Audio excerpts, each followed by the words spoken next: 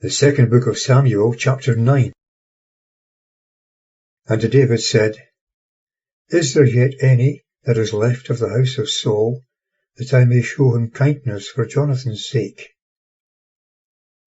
And there was of the house of Saul a servant, whose name was Ziba. And they called him to David. And the king said to him, Art thou Ziba? And he said, Thy servant. And the king said, Is there not yet any of the house of Saul, that I may show the kindness of God to him? And Ziba said to the king, Jonathan has yet a son, who is lame on his feet. And the king said to him, Where is he? And Ziba said to the king, Behold, he is in the house of Machir, the son of Ammiel, in Lodebar. Verse 5. And King David sent, and fetched him out of the house of Machir, the son of Ammiel, from Lodebar. And Mephibosheth, the son of Jonathan, the son of Saul, came to David, and fell on his face, and did obeisance. And David said, Mephibosheth. And he said, Behold thy servant.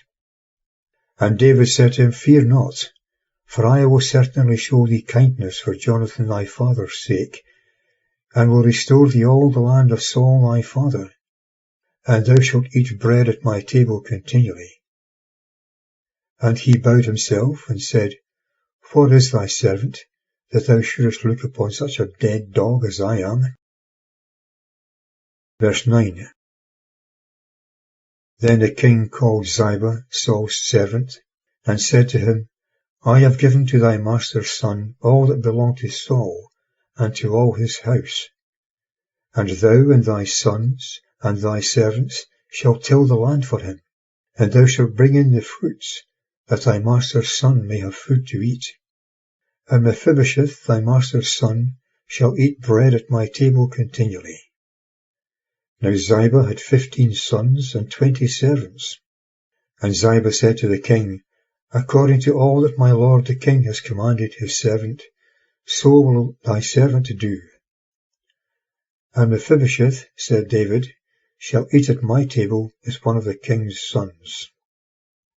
And Mephibosheth had a young son, whose name was Micah.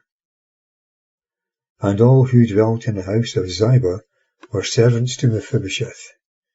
So Mephibosheth dwelt in Jerusalem, for he did eat continually at the king's table, and he was lame on both his feet.